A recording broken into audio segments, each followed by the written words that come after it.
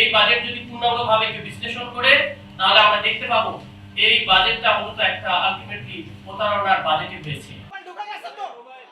প্রস্তাবিত জাতীয় বাজেটকে বাংলাদেশের ইতিহাসে সবচেয়ে বড় ঘাটতির বাজেট আখ্যা দিয়ে এর তীব্র সমালোচনা করেছে জাতীয় নাগরিক পার্টি এনসিপি। দলটির দাবি এটি একটি প্রতারণামূলক বাজেট, যেখানে সাধারণ মানুষের আশা আকাঙ্ক্ষার কোনো প্রতিফলন ঘটেনি। প্রতিটা রাজনৈতিক দলে জনগণের কাছে অবাস্তব কিছু প্রতিশ্রুতি প্রদান করে সেই প্রতিশ্রুতির আলোকে কিন্তু এই বাজেটটিকে একটি বড় এবং একটি শতহস্তির মতো বাজেট করা হয়েছে।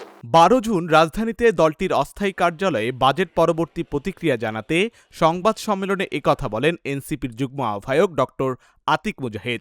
বাংলাদেশের ইতিহাসে সবচেয়ে বড় ঘাটতি বাজেট, এবং অন্য কথায় যদি বলি একটা ফাঁপা পুলি আওয়াজ সর্বোচ্চ একটা প্রতারণামূলক বাজেট হয়েছে। আরো যদি অন্য কথায় বলি এটা একটা হোয়াইট বস্তি, বড় একটা হোয়াইট এলিফ্যান্ট যেটা আমরা বলি, অনেক বড় সাদা অক্ষরে একটা বাজেট দেওয়া হয়েছে, যে বাজেটটাতে জনগণের আশা আকাঙ্ক্ষার প্রতিফলন ঘটায়নি, বরং আমরা চরমভাবে হতাশ এবং আমরা উদ্বিগ্ন প্রকাশ করতেছি। তিনি বলেন, যত বড় বাজেট তত বেশি দুর্নীতির সুযোগ সৃষ্টি হয়। একই সঙ্গে বাজেটে ব্যাংকিং খাত সংস্কার নিয়ে সরকারের কোনো সুস্পষ্ট পরিকল্পনা বা দিক নির্দেশনা নেই বলেও অভিযোগ করেন তিনি। এত বড় বাজেট দিয়েছে 9,38,000 কোটি টাকা।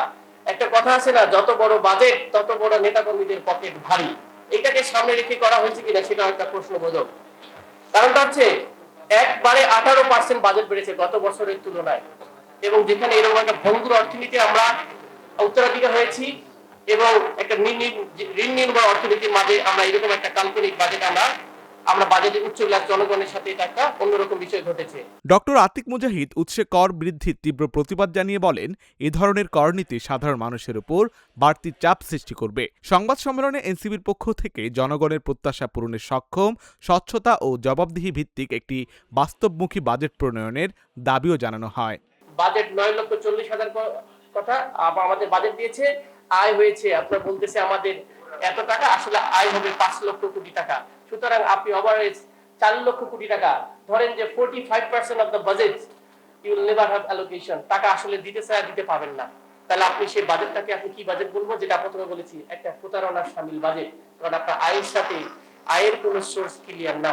সব মিলে আমরা এনসিপির পক্ষ থেকে মনে করি জুলাই পরবর্তী বাংলাদেশের একটা চমৎকার বাস্তবসম্মত বৈষম্যহীন একটা বাজেট হওয়ার কথা ছিল, সে জায়গায় একটা ইস্তেহার নির্ভর মানে পাপা বুলি সর্বস্ব একটা বাজেট হয়েছে। আশিক আরেফিন, ঢাকা জার্নাল। সমালোচনা এবং প্রতিবাদ জানাচ্ছি। সবাইকে ধন্যবাদ।